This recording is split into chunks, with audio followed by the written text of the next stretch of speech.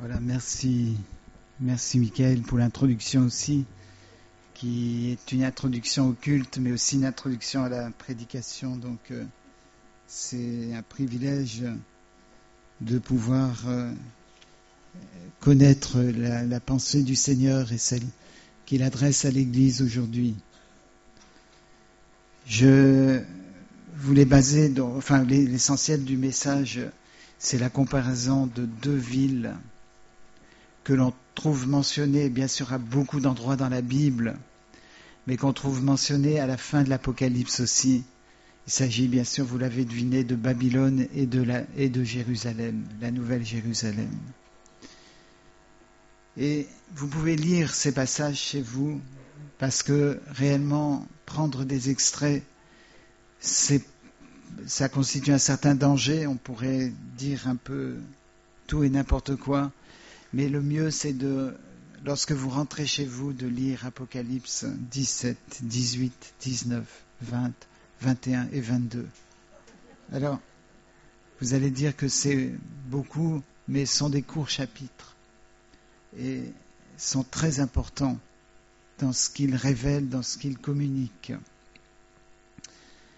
Donc on a deux cités. On a Babylone et on a la Nouvelle Jérusalem. Évidemment, elles contrastent à tous les niveaux. Mais d'apparence, parfois, elles ne contrastent pas. On va le voir. On a quelquefois des apparences dans Babylone qui font penser à la Nouvelle Jérusalem. Et on pourrait s'y tromper. Et c'est aussi un avertissement pour nous, le peuple de Dieu, de savoir discerner ce qui vient de Babylone et ce qui devient de la Nouvelle Jérusalem. C'est important de pouvoir choisir toujours ce qui vient du Seigneur. D'ailleurs, vous lirez dans ces chapitres de l'Apocalypse que Dieu donne l'ordre de sortir de Babylone. Il dit à son peuple, sortez du milieu d'elle. Et ce n'est pas un conseil, c'est une injonction, c'est un ordre. Et si on touche à Babylone, si on reste à Babylone pour trouver ce qui nous plaît, eh bien on est en danger. C'est pour ça que le Seigneur avertit de sortir de là. Et j'aimerais juste relever 3 points. Il y en a beaucoup, bien d'autres qu'on pourrait trouver, mais j'aimerais soulever 3 points qui distinguent Babylone et la Nouvelle Jérusalem. Le premier point, c'est que la Nouvelle Jérusalem descend d'en haut. Tandis que Babylone, vous connaissez l'origine de Babylone, on la trouve au début de la Genèse avec la tour de Babel. C'est la construction, la source de Babylone. Et quelle était cette motivation de Babel? C'était de pouvoir construire une tour qui montait vers Dieu et qui allait toucher Dieu, qui allait toucher le ciel. Et vous savez que c'est l'ambition des hommes, c'est l'ambition de l'humanité depuis ce moment-là, de pouvoir construire des systèmes qui vont jusqu'à Dieu, des systèmes qui vont s'élever vers le ciel pour pouvoir atteindre Dieu. C'est le principe, premièrement, des religions. Vous savez que religion, ça vient du latin religare, c'est ce qui relie l'homme à la divinité. Et les religions du monde proposent des moyens ou indiquent des moyens pour atteindre Dieu, pour pouvoir s'élever jusque Dieu. Mais l'Évangile nous donne un tout autre message, comme on l'a vu dans la vidéo. Il nous donne un tout autre message. C'est Dieu qui se révèle. C'est le voile du temple qui est déchiré non pas de bas en haut, mais qui est déchiré de haut en bas. La révélation se fait par la venue de Dieu sur la terre. C'est Dieu qui descend vers les hommes. C'est pas les hommes qui peuvent monter jusqu'à Dieu. C'est Dieu qui descend et qui se révèle, qui se manifeste. C'est Dieu qui a tellement aimé le monde qu'il a envoyé son Fils unique. Il a envoyé son Fils unique. Et ça, c'est la religion avec un grand R. C'est pas un ensemble de rituels, c'est pas un ensemble de pratiques, mais c'est Jésus, c'est Dieu lui-même qui descend vers vous et qui vient se révéler à vous. Quelle merveilleuse différence. Babylone monte, s'élève, et dans ces chapitres de l'Apocalypse, vous lirez que il est dit sur Babylone que ses iniquités s'amassent jusqu'au ciel.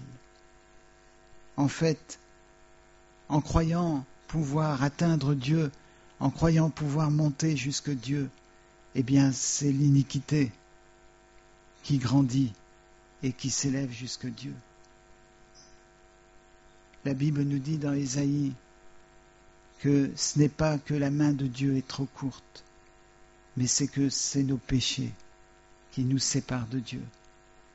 Ce qui peut relier l'homme jusqu'à Dieu, c'est nos iniquités, mais bien sûr pas dans le sens de toucher Dieu, mais c'est ce qui nous sépare de Dieu. Nous sommes séparés de Dieu, non pas reliés à Dieu, mais séparés de Dieu par le poids de nos iniquités. Et nos iniquités, c'est d'avoir choisi Babylone. C'est de ne pas être sorti, parce que vous ne l'avez peut-être pas choisi. Vous êtes né dans Babylone. Mais Dieu vous a invité à sortir et vous n'avez peut-être pas répondu. Peut-être encore vous sentez-vous attiré par Babylone la prostituée, qui essaye de séduire les gens sur la terre pour avoir commerce avec eux, pour leur donner un vin impur. On va le voir tout à l'heure, ce qui est offert. Donc le premier point, c'est cette différence fondamentale entre un système qui veut s'élever jusque Dieu et la révélation de Jésus-Christ, qui est Dieu qui descend parmi les hommes. Le deuxième point, c'est le nom qui est inscrit sur le front.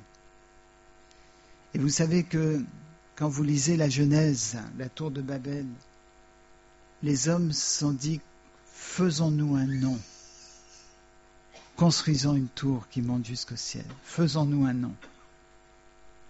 Et c'est le piège commun de l'humanité de vouloir se faire un nom.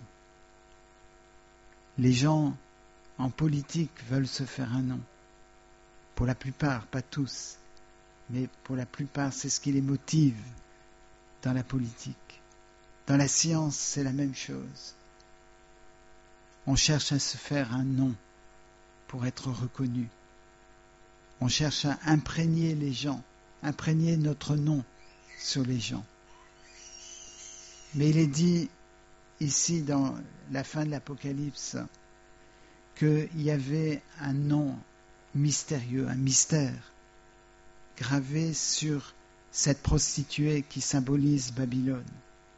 Il y avait un nom qui était écrit, et ce nom c'était Babylone précisément.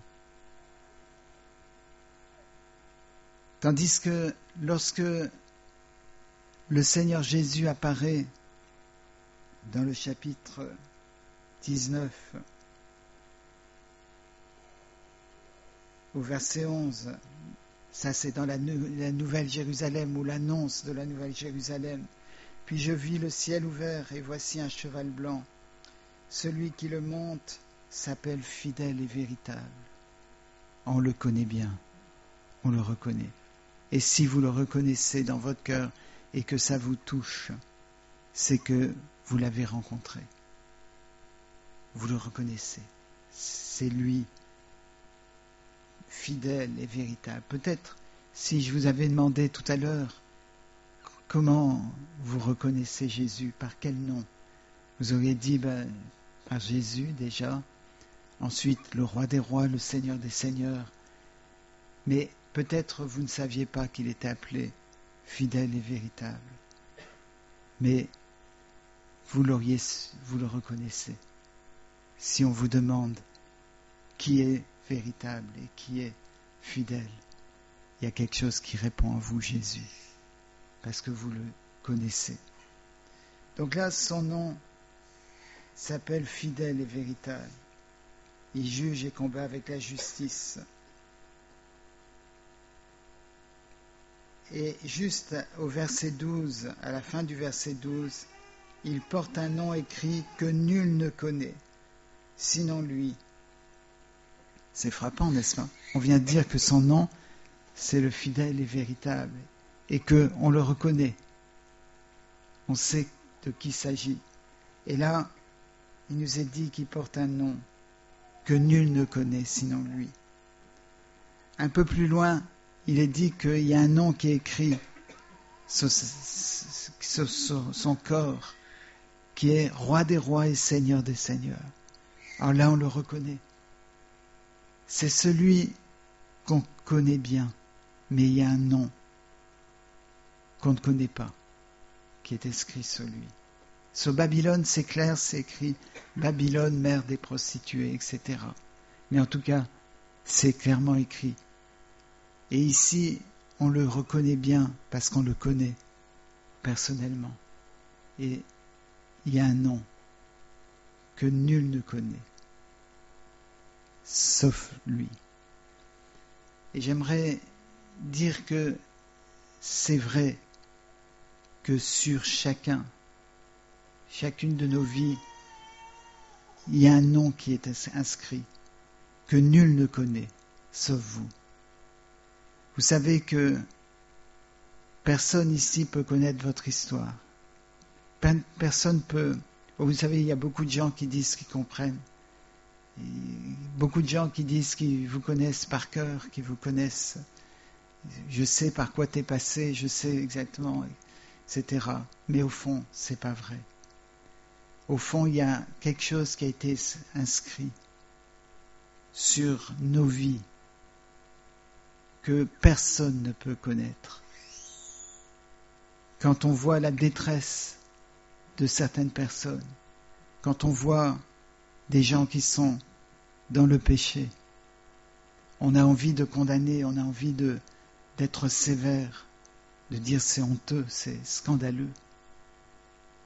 Mais il y a eu un nom qui a été écrit sur leur front quand ils étaient enfants, quand ils étaient même dans le ventre de leur mère, qui les marque, qui façonne leur comportement.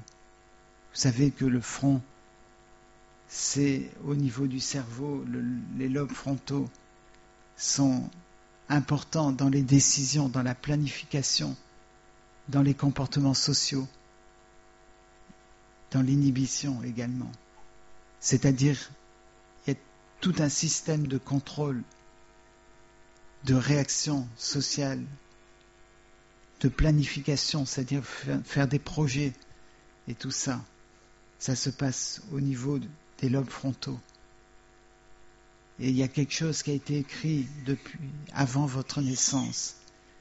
Vous n'avez pas choisi ce nom-là. Les autres ne connaissent pas. Méfiez-vous des gens qui disent qui peuvent vous connaître, avoir des entretiens avec vous et dire « je connais les profondeurs, je peux expliquer pourquoi tu te comportes comme ça ». Parce que personne ne sait le nom qui a été écrit, sauf vous. Vous êtes le seul à connaître votre histoire, votre passé. Et le Seigneur veut faire un miracle. Il veut écrire, comme il est dit à la fin de l'Apocalypse, il veut écrire son nom sur votre front. Et ça, c'est le plus beau des miracles, quand les choses anciennes sont passées, voici toutes choses sont devenues nouvelles.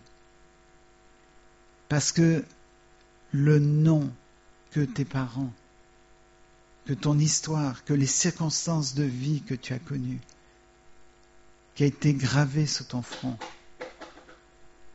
est effacé et il est remplacé par le nom de Jésus.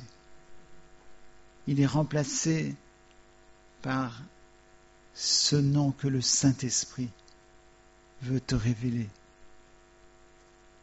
Et vous savez que c'est le cas. Vous savez que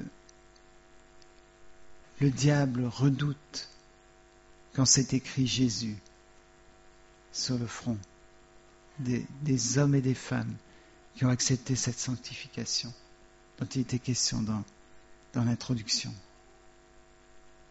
Il veut nous donner son nom et il veut que nous soyons son nom sur la terre. C'est ce qu'il dit dans Jérémie chapitre 13. Il dit « J'ai voulu que mon peuple soit mon nom sur la terre ». Le fait que le nom de Jésus soit écrit sur notre front, c'est écrit par le véritable, donc c'est la vérité. Mais beaucoup de gens viennent avec une étiquette, Jésus, sur le front. Mais ils peuvent enlever cette étiquette quand ça les arrange et la remettre. On ne parle pas de ce genre de phénomène. On parle du nom inscrit par le Saint-Esprit lui-même sur ses vrais enfants. Ça, c'est quelque chose de merveilleux. Il est question ici aussi dans l'Apocalypse du témoignage de Jésus. À plusieurs reprises, il est question, à d'autres endroits de l'Apocalypse aussi, du témoignage de Jésus. Et là, il nous est dit que le témoignage de Jésus, c'est l'esprit de la prophétie. Alors ça paraît mystérieux, le témoignage de Jésus, c'est l'esprit de la prophétie. Mais c'est que prophétiser, c'est parler au nom de Dieu. Et ce qui anime, ce qui donne vie à la parole que l'on donne de la part du Seigneur, c'est le témoignage de Jésus. C'est le témoignage de Jésus. Si vous parlez du Seigneur autour de vous et qu'il n'y a pas le témoignage de Jésus, ça n'est pas de la prophétie. Vous ne parlez pas au nom de Jésus, vous parlez en votre nom. Le nom qui est inscrit sur votre front, c'est votre nom. C'est pas le nom de Jésus. L'esprit de la prophétie. La parole, le témoignage de Jésus, c'est ça qui donne la vie à la prophétie. Le témoignage de Jésus. C'est si important. Donc ici, celui qui a un nom inscrit, que lui seul connaît, Jésus. Mais tout témoigne, vous voyez, tout le témoignage de Jésus, c'est sa personne. Il est le roi des rois, le Seigneur des seigneurs. On le connaît. Il est le véritable, il est le juste, on le connaît. Mais il a un nom qu'on ne connaît pas. Et je vais suggérer juste, ça n'a aucune importance. Si vous ne le croyez pas ou le croyez, parce que je dis ça juste comme illustration. Je pense que ce nom que lui connaît, mais qu'on ne connaît pas, c'est notre nom qui figure, ses enfants, ceux qui portent son signe, son nom sur leur front, sont écrits aussi sur le corps de Jésus. Parce qu'il s'est offert lui-même, il a donné son corps pour l'Église. Il a donné son corps pour que nous soyons sauvés, pour que nous, par ces meurtrissures, nous soyons sauvés, mais aussi pour que nous puissions vivre comme lui a vécu. La troisième chose, troisième point, donc le premier point, c'est que la Jérusalem céleste, elle descend du ciel. Vous le lirez ça dans la fin de l'Apocalypse. Tandis que Babylone cherche à monter, cherche à se faire un nom. Tandis qu'ici, on ne cherche pas à se faire un nom. C'est le Seigneur qui inscrit son nom sur nos fronts. Le troisième point, c'est que Babylone est la reine du mirage. Tandis que la Nouvelle Jérusalem, elle est véritable. Et pourquoi je dis qu'elle est la reine du mirage? Eh bien, il nous est dit que Babylone apparaît sur une mer d'eau. C'est-à-dire, il y a plein d'eau. Elle est assise sur les grandes eaux, voilà. Et on pense que c'est formidable, mais Jean, en vision, est transporté dans un désert. Et qu'est-ce qu'il voit dans ce désert? Une grande étendue d'eau. C'est bizarre, n'est-ce pas? Quand on va dans un désert, on n'attend pas d'avoir une grande étendue d'eau, sauf si c'est un mirage. Et sur cette étendue d'eau, si vous lisez les chapitres très attentivement, on nous dit ce que c'est. Cette étendue d'eau, c'est en fait des nations, des langues, des peuples. Là aussi, c'est un désert, et dans un désert, il n'y a pas grand monde. Mais là, il y a une foule. De loin, on dirait que c'est de l'eau. De sorte à ce que si vous avez soif, vous avez envie d'aller à Babylone. Vous avez envie d'aller vous désaltérer. Regardez cette étendue d'eau dans le désert et dans le désert de votre vie. Vous avez peut-être cette envie d'aller goûter l'eau. Mais quand vous approchez de trop près, quand c'est trop tard pour faire demi-tour, vous vous rendez compte que c'est un mirage, qu'en réalité c'était des peuples, des hommes et des femmes qui sont trouvés dans la même situation que vous précédemment et qui sont morts là. Vous voyez qu'il y a des langues. Qu'est-ce qui s'est passé à Babylone, à Babel? Les langues sont devenues ce qui a séparé les hommes et les femmes. La discrimination. L'union avec Dieu a été officiellement rompue. La parole n'était plus. Les gens parlaient, mais on ne se comprenait pas. Donc il n'y avait pas de parole. Tandis que celui qui inscrit son nom sur vos fronts, c'est la parole de Dieu. Et la parole de Dieu, ça doit être l'esprit de la prophétie. Quand on parle, ça doit toujours être la parole de Dieu vivante. Elle nous donne l'illusion, Babylone, de pouvoir offrir de l'eau, de pouvoir désaltérer.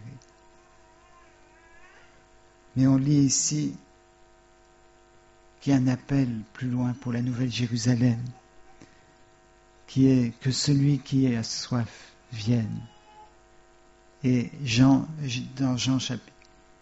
dans tout cas l'évangile de Jean, je crois que c'est chapitre 8, Jésus, il est dit que Jésus s'est écrié, si quelqu'un a soif, qu'il vienne à moi et qu'il boive, et des fleuves d'eau vive couleront de son sein. Et là, c'est de l'eau vive, c'est de l'eau merveilleuse, n'est-ce pas?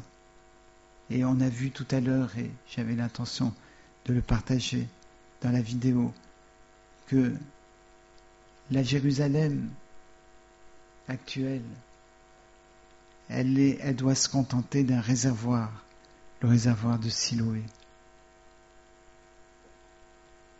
quand il est question dans Ézéchiel 47 du temple, c'est bien Jérusalem le temple. Il est question de l'eau qui commence à couler, puis qui devient un fleuve, qui fait pousser les arbres, qui donne des fruits. Mais on peut dire, mais non, à Jérusalem, il n'y a pas de fleuve. Mais c'est la nouvelle Jérusalem. Dans la nouvelle Jérusalem, il y a cette eau, ce torrent, ce fleuve qui coule du trône de Dieu et qui vient donner la vie. À Babylone, les grandes eaux sur lesquelles la prostituée est assise sont des eaux qui donnent la mort, parce que ce sont des mirages. Il nous est dit que la prostituée, elle est ivre, parce qu'elle a dans sa main la coupe du sang des martyrs. Elle a dans sa main, elle s'est enivrée du sang des martyrs. Est-ce qu'on est prêt à être martyr? Est-ce qu'on est prêt à mourir? C'est ça le principe du christianisme. Vous voyez les idéologies extrémistes de l'islam radical, où on donne sa vie pour tuer les autres. Dans le christianisme, on donne sa vie pour le salut des autres, pour épargner la vie des autres. Lorsque Ézéchias était roi à Jérusalem, Rabshakeh, par le roi d'Assyrie, a été envoyé pour défier le peuple de Dieu, pour défier les habitants de Jérusalem. Et il s'est tenu au niveau de l'aqueduc supérieur, près du champ du Foulon. Et c'est là que l'eau rentre dans Jérusalem, jusqu'au réservoir de Siloé. Et mes amis, l'ennemi se tient là où l'eau rentre dans la ville. Il vient défier l'endroit. Mais ce qu'on a besoin, c'est que l'eau ne vienne plus de l'extérieur, mais qu'il vienne de l'intérieur de Jérusalem, et que ce soit un fleuve. Vous savez, au temps de Ézéchias, il y avait cette eau qui rentrait, et quand ils ont su que Rabshakeh, qui n'a peut-être pas rendu compte lui-même qu'il était juste à l'endroit où ça rentrait, eh bien, ils ont dû avoir peur, parce qu'ils pouvaient bloquer l'eau là, et la ville aurait été sans eau. Et c'est ce que l'ennemi veut faire. Il veut faire ça avec nos enfants. Il leur fait entendre des choses là où l'eau pure rentrait dans la vie de nos enfants. L'ennemi vient se mêler et vient prendre position pour menacer. Mais ce qu'on a besoin pour nos enfants, pour nos jeunes, pour les moins jeunes aussi, c'est de prier pour que ce miracle se produise, que ce ne soit pas de l'eau qui vient de l'extérieur, même si ça vient de la parole de Dieu entendue, mais qu'il y ait ce fleuve, ce Saint-Esprit qui coule du trône de Dieu et qui vient apporter la guérison. Oui, la parole de Dieu vivante, le témoignage de Jésus, c'est qu'il y a la vie et pas la mort. C'est qu'il y a la vie qui commence à se faire. Vous lisez dans Ézéchiel que ce fleuve allait jusqu'à la mer morte, mais sur son passage, il entraînait les arbres, les fruits. Et vous avez cette description exacte dans Apocalypse 22. Il me montra le fleuve d'eau de la vie limpide comme du cristal, qui sortait du trône de Dieu et de l'agneau. Et ensuite, au milieu de la place de la ville et sur les deux bords du fleuve se trouve l'arbre de vie qui produit 12 récoltes et donne son fruit chaque mois. Les feuilles de l'arbre servent à la guérison des nations. C'est merveilleux, n'est-ce pas? Ce fleuve sert à la guérison des nations. Si vous avez besoin d'être guéri, si vous êtes dans ces eaux de Babylone, eh bien, le Seigneur veut intervenir. Il veut faire goûter les feuilles, les fruits de cet arbre pour que vous puissiez avoir la vie. Et ainsi, le témoignage de Jésus sera là dans vos vies pour vous conduire, pour faire que vos paroles qui à Babylone, à Babel, étaient incompréhensibles, deviennent compréhensibles parce qu'il y a le témoignage de Jésus, parce qu'il y a la puissance de Jésus.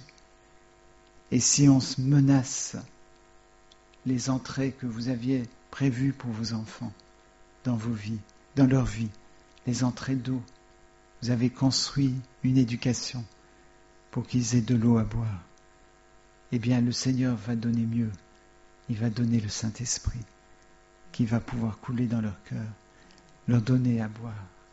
Et la coupe que le Seigneur Jésus a levée n'a rien à voir avec la coupe de Babylone, qui était le sang des martyrs. La coupe que Jésus a levée, c'est son propre sang. Ceci est mon sang qui a coulé pour vous.